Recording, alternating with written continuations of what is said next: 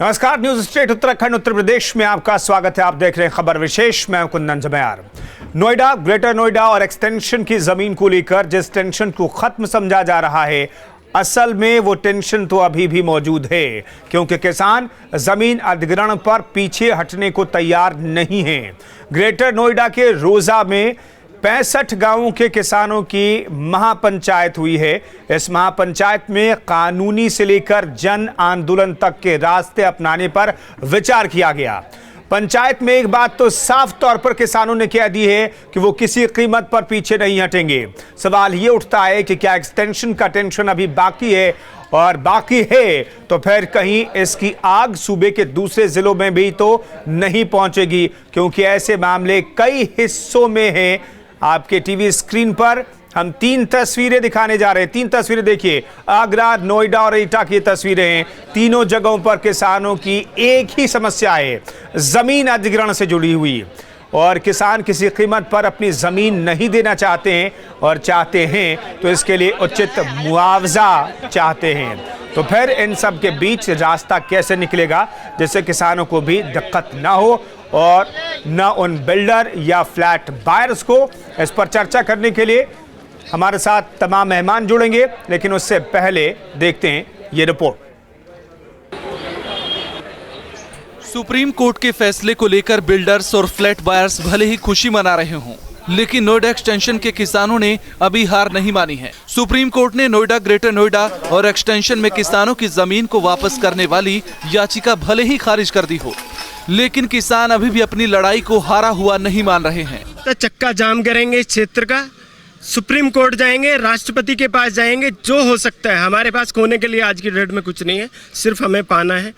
किसानों की लड़ाई अब जन आंदोलन का रूप ले सकती है, और इसी सिलसिले में ग्रेटर नोएडा के रोजा जलालपुर गांव में महापंचायत का आयोजन हुआ। और यहाँ की जो पंचायत है ये बहुत बड़ी मतलब एक दिशा देगी सभी किसानों को। ये तो तय हो ही चुका है कि पुनर्विचार याचिका डालेंगे। आगे भी विभिन्न बिंदुओं पर हम और क्या बिंदु हो सकते हैं। जिस तरीके से प्राधिकरण के लोगों ने किसानों को धोखे में रखा था, और धोखे में रखने के बाद ये बिल्डरों को जमीनें, भूमि का जो लैंड यूज चेंज करके दे दी इन्हें गई थी मुनाफा कमाने के उद्देश्य से। क्योंकि सुप्रीम कोर्ट ने 65 गांव के किसानों की सभी याचिकाओं को खारिज कर दिया। इस फैसले के बाद किसानों के सामने 2 रास्ते बचते हैं। एक ये कि वो फैसले के खिलाफ सुप्रीम कोर्ट की बड़ी बेंच में अपील करे, और दूसरा रास्ता जन आंदोलन का। पहला रास्ता कानूनी प्रक्रिया के तहत आता है, लेकिन दूसरा रास्ता कानून के खिलाफ जा सकता है। तो फिर जमीन के लिए किसान कौन सा रास्ता अख्तियार करेंगे, या फिर एक ही साथ दोनों रास्तों पर चलेंगे? अगर ऐसा हुआ तो फिर जमीन को लेकर पेंच फंस सकता है। किसान आंदोलन करेंगे तो बिल्डरों का काम प्रभावित होगा, क्योंकि जिस जमीन की मांग हो रही है वो करीब 5000 हेक्टेयर की है, और इतने बड़े भूभाग पर सुरक्षा देकर काम कराना मुश्किल है। और सुप्रीम कोर्ट की बड़ी बेंच में अपील की गई तो फिर उसके फैसले का इंतजार करना पड़ेगा। यानी एक्सटेंशन में टेंशन बरकरार है। जमीन की आग सिर्फ नोएडा और उसके आसपास के इलाकों में नहीं है, बल्कि आगरा में भी कुछ ऐसा ही मामला आया है, जहां अधिग्रहण के खिलाफ किसान लामबंद हो गए हैं। तो एटा में भी किसानों ने जमीन अधिग्रहण के खिलाफ मोर्चा खोल रखा है। मतलब साफ है कि इस बेशकीमती जमीन की लड़ाई अब सीमित नहीं रह जाएगी। संकेत केंद्र और राज्य सरकार दोनों के लिए है। अगर किसान खुश नहीं हैं तो फिर उनकी जमीन जबरन नहीं ली जा सकती, और अगर ऐसा हुआ तो फिर वो वक्त दूर नहीं जब जमीन के लिए किसानों का आंदोलन हर हिस्से में दिखेगा। Bureau report, news state Uttarakhand Uttar प्रदेश।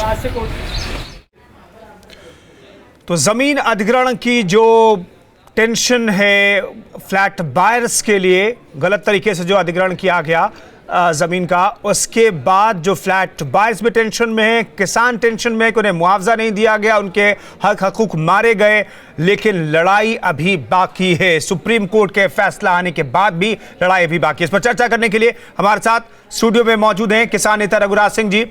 इसके अलावा हमारे साथ इलाहाबाद से वकील सौरभ बसु भी जुड़ रहे हैं, उनसे भी हम समझेंगे इस पूरे मसले पर कानूनी पहलू को। और ग्रेटर नोएडा से हमारे संवाददाता वैभव मिश्रा जुड़े हैं, रोजा जगह है जहां पर महापंचायत हुई है। वैभव का रुख करना चाहूंगा मैं सबसे पहले। वैभव, क्या फैसला लिया गया है महापंचायत में किसानों की तरफ से? जी,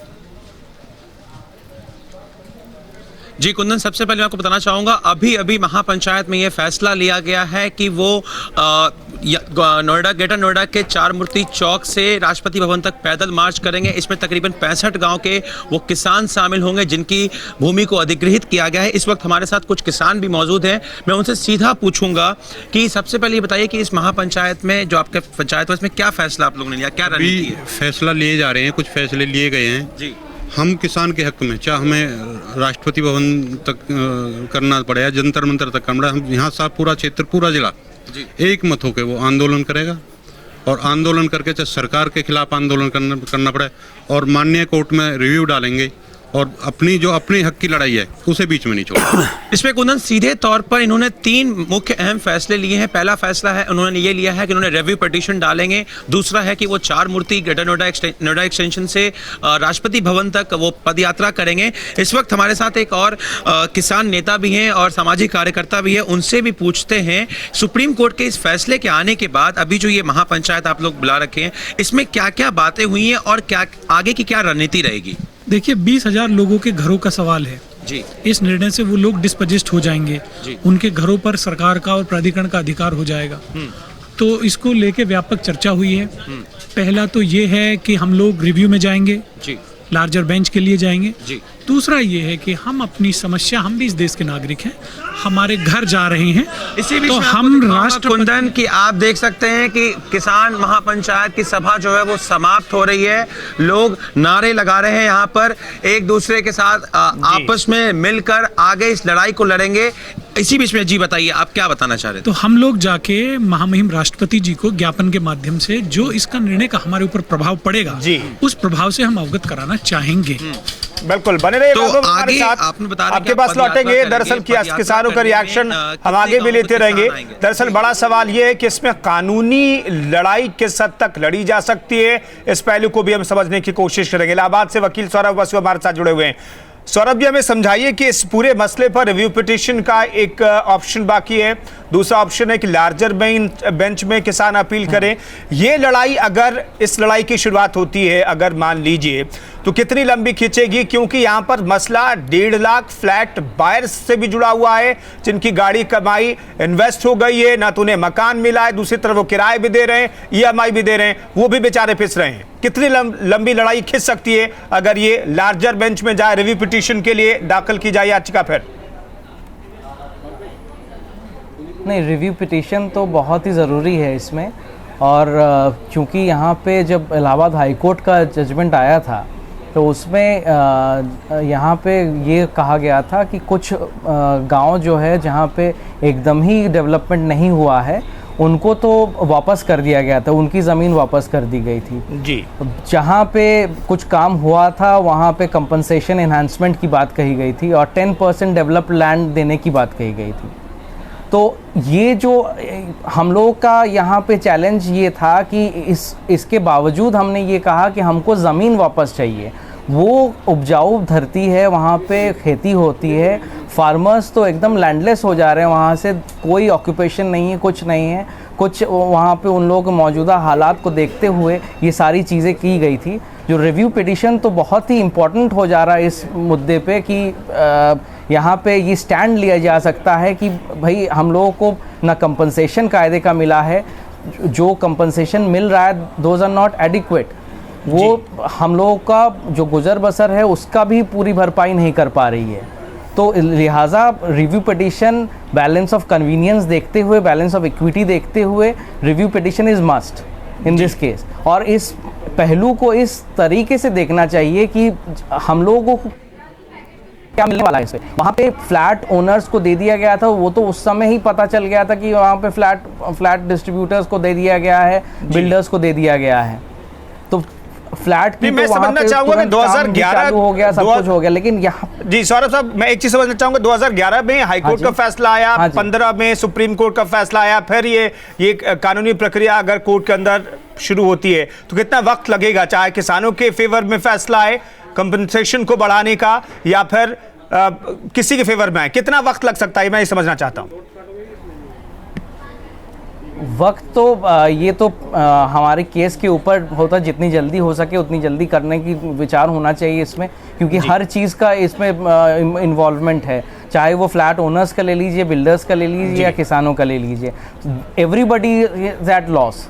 तो लॉस को देखते हुए तो इतनी जल्दी सुनवाई होनी चाहिए इसमें कि सबको तुरंत ये एक डिसीजन मिल जाए, that will be honoured bye everybody.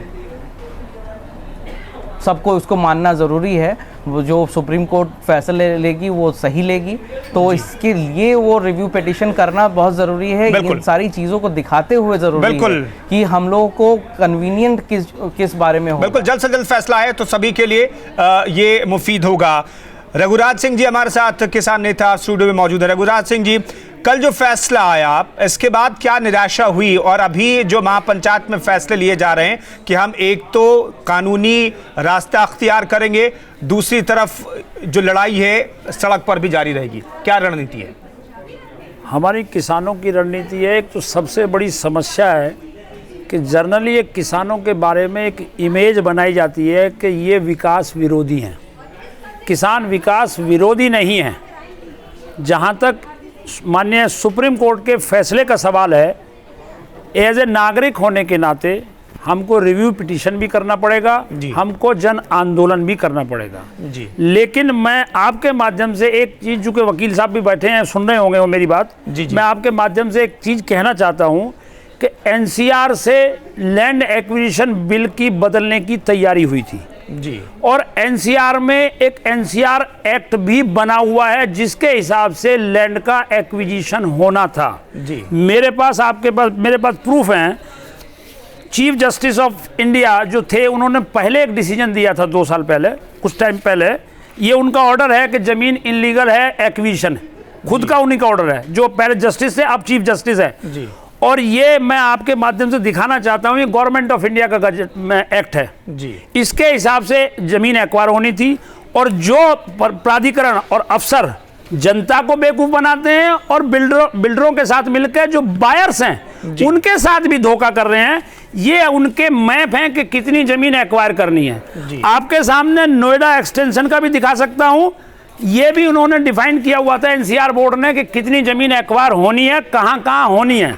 मेरे हिसाब से इस कानून के मुताबिक जो संसद ने बनाया है और पार्लियामेंट चारों असेंबलियों से रेजुलेशन पास होके कानून बनाया है, उसका तमाम सरकारों ने नहीं, सुप्रीम कोर्ट ने इसे कंसिडर क्यों नहीं किया? अभी सुप्रीम कोर्ट में कंसल्ट किया है, सुप्रीम कोर्ट में बोला गया, लेकिन हमारी बात नहीं सुनी गई। जिस दिन, माफ करना, मैं एक देहाती आदमी, उसको अन्यथा ना लें, सुप्रीम कोर्ट में जिस दिन हेयरिंग हुई थी, किसानों के और किसानों के वकीलों की तो एंट्री भी बैन थी।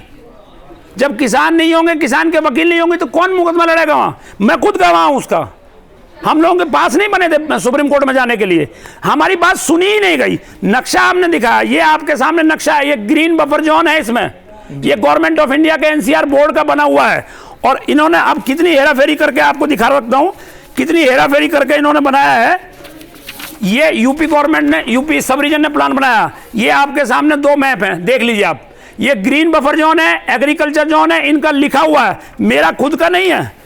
और उसके साथ साथ ये इसमें साफ लिखा है agriculture zone with in control development area. तो मैं हाथ जोड़कर सर्वोच्च न्यायालय से, सरकार से निवेदन करना चाहता हूं कि इस एक्ट को भी मद्देनजर रखते हुए जिन लोगों ने अवैध काम किया है उनके खिलाफ भी कार्रवाई की जाए। जी बिल्कुल बिल्कुल, इस मसले पर हम एडवोकेट सौरभ बासु से भी समझने की कोशिश करेंगे कि क्या ये संभव है कि जो शिकायती पक्ष है उसे सुप्रीम कोर्ट में दाखिल होने ही ना दिया जाए हेयरिंग के वक्त।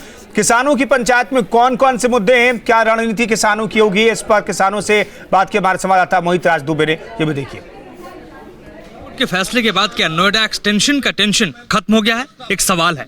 यहाँ पर महापंचायत बुलाई गई है और यहाँ पर किसान बैठे हुए हैं। किसान यही बात कर रहे हैं कि इस फैसले के खिलाफ किस तरीके से किसानों को एकजुट किया जाए, किस तरीके से उनकी जो ज़मीन चली गई है वो ज़मीन किस तरीके से वापस आए, उनका मकसद यही है। लेकिन जिस तरीके से सुप्रीम कोर्ट का फैसला आया है उस फैसले में कहा गया है कि करीब 65% मुआवजा उनको ज़्यादा मिले, और वहीं जो भूखंड है, विकसित भूखंड देने की बात चल रही है, वो भी सुप्रीम कोर्ट ने इलाहाबाद हाई कोर्ट के फैसले पर मोहर लगाई है। लेकिन किसान खुश नहीं है, नोएडा एक्सटेंशन के किसान खुश नहीं हैं और वो फैसले के खिलाफ महापंचायत कर रहे हैं। लेकिन इस महापंचायत का क्या कोई मतलब निकलेगा, क्योंकि सुप्रीम कोर्ट का फैसला आ चुका है। मैं आपसे जानना चाहता हूँ, समझना चाहता हूँ, आप लोगों ने पंचायत तो बुला ली, लेकिन क्या इसका कोई मतलब भी निकलेगा?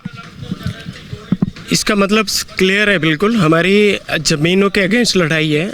हमने मुआवजा डिमांड नहीं किया सुप्रीम कोर्ट से, और हमारे लिए 65 गाँवों के लिए काला दिन है आज का, बिकॉज अनएक्सपेक्टेड डिसीजन है जो किसी लॉ में नहीं है। हमने डिमांड नहीं किया है, हमने ज़मीनें सेल नहीं की हैं अपनी, हमने सिर्फ अधिग्रहण के अगेंस्ट SLP डाली थी सुप्रीम कोर्ट में, और ये टोटली लाइजिंग है, टोटली केंद्र सरकार, राज्य सरकार सब मिली हुई है इसमें। ये अधिग्रहण एक बंदे का नहीं हो सकता, ये 65 गाँवों के किसानों की हत्या है। करेंगे क्या, रास्ता कहाँ से निकलेगा? हम रास्ता चक्का जाम करेंगे इस क्षेत्र का, सुप्रीम कोर्ट जाएंगे, राष्ट्रपति के पास जाएंगे, जो हो सकता है। हमारे पास खोने के लिए आज की डेट में कुछ नहीं है, सिर्फ हमें पाना है।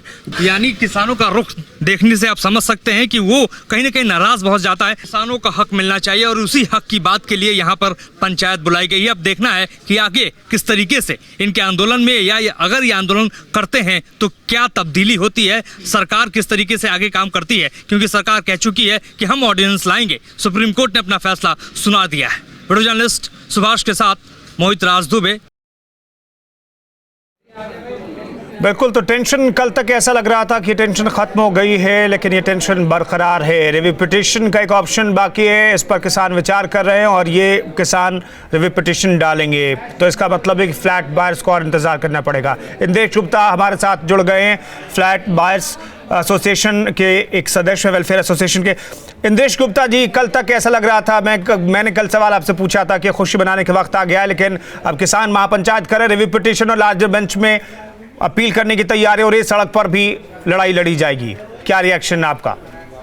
अब ये तो किसानों का हक है, जैसे भी वो करना चाहें, लेकिन मेरे को लगता है कि सुप्रीम कोर्ट पे वर्डिक्ट आने के बाद में अब आगे की कुछ चीज़, ये लार्जर बेंच का ही वर्डिक्ट था, लार्जर बेंच में जाने का तो मतलब नहीं है। अब ये सिर्फ कॉन्स्टिट्यूशन रिव्यू के लिए जा सकता है, कॉन्स्टिट्यूशन बेंच के लिए, बाकी तो और कोई रास्ता नहीं है। मेरे हिसाब से सभी को जो वर्डिक्ट है इसका स्वागत करना चाहिए और आगे बढ़ना चाहिए। नहीं, लेकिन किसानों के हक भी मारे गए, किसान ये कह रहे हैं, तो उनकी भी सुनवाई होनी चाहिए। आप कल कह रहे थे कि किसानों को बड़ा हुआ मुआवजा तो दे दिया जाता है कोर्ट के आदेश के बाद, लेकिन उसकी वसूली आप लोगों से की जाती है। हाँ बिल्कुल, हमसे की जाती है। अगर ये वर्डिक्ट आ रहा है, अगर 64% से अगर किसान खुश नहीं है, अगर 200% बढ़ाते हैं, हमारे को उससे भी प्रॉब्लम नहीं है, लेकिन ये है कि वो बर्डन हमारे ऊपर नहीं आना चाहिए। ये मिली भगत है सरकार की और यहाँ की अथॉरिटी की, उनकी सब के सब ये प्रॉब्लम थी। उनकी अगर ज़मीन अगर क्लियर नहीं थी, उन लोगों ने बिल्डर को क्यों बेची, बिल्डर ने उसके ऊपर फ्लैट क्यों बनाया, और बिल्डर ने फ्लैट बना के हमारे को क्यों बेचे, अब उस सब चीज़ का खामियाजा हमारे को क्यों भुगतना पड़ रहा है। ये किसानों को भी लूट धोखा हो रहा है, हमारे साथ भी धोखा हो रहा है। बिल्कुल, रघुराज जी कुछ रिएक्ट करना चाहते हैं? मैं आपके पास आऊंगा। एक थोड़ा सा एक छोटी सी जानकारी हम अपने दर्शकों को दे दें। जमीन की लड़ाई किस कदर लड़ी जा रही है, ये भी हम आपको दिखाते हैं। दरअसल सिर्फ नोएडा, ग्रेटर नोएडा और नोएडा एक्सटेंशन में लड़ाई नहीं लड़ी जा रही है, वाराणसी में की भी लड़ाई है। 1984 में सीवेज ट्रीटमेंट प्लांट के नाम पर जमीन ली गई थी वाराणसी में 1984 में। दीनापुर गांव के किसानों को आज तक नहीं मिला मुआवजा।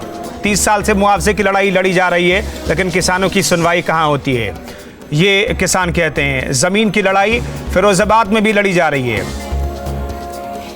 झेड़ाझाल पेयजल परियोजना के नाम पर ली गई जमीन, किसानों ने उचित मुआवजा न मिलने का आरोप भी लगाया। 2 साल तक किसानों ने कानूनी लड़ाई लड़ी, अधिग्रहण पर हाईकोर्ट ने स्टे लगाया। यहां पर किसानों को राहत मिली है। हाईकोर्ट ने सरकार से मांगा है जवाब इस मसले पर। जमीन की लड़ाई इटावा में भी जारी है।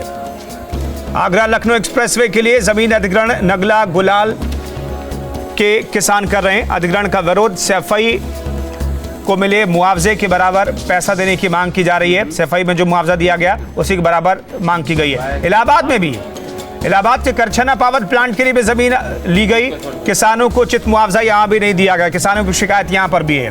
मामला कोर्ट में है। मवैया, देवरक, मदनुआ गांव में जमीन का मामला।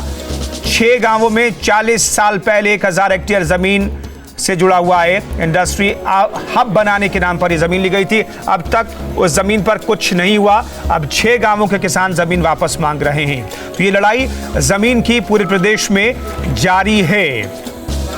और शायद इसीलिए पिछली सरकार ने जमीन अधिग्रहण बिल लेकर के आई, जो बेहद महत्वपूर्ण कहा जा रहा था, लेकिन अब उसमें भी संशोधन मौजूदा सरकार कर रही है। इसी वजह से जो इनजस्टिस किसानों के साथ अभी तक होता रहा है, इस वजह से ये जमीन अधिग्रहण बिल लाया गया था। मैं एक चीज समझना चाहूंगा सौरभ बासु साहब, दरअसल हमारे साथ रघुराज जी कह रहे हैं कि सुप्रीम कोर्ट में बातें सुनी नहीं गई और कुछ दलील भी दे रहे हैं, शायद आपको इसकी जानकारी हो, क्योंकि ये भी एक पिटिशनर हैं, हाई कोर्ट में भी इन्होंने रीट दाखिल की थी, दिल्ली में भी, चूंकि एनसीआर का ये इलाका आता है। मैं समझना चाहूंगा कि क्या ये संभव है कि सुप्रीम कोर्ट में भी किसी शिकायत करने वाले की सुनी ना जाए, उसे एंट्री ना मिले और फिर जो सबूत वो दिखाना चाहता है वो ना दिखा पाए?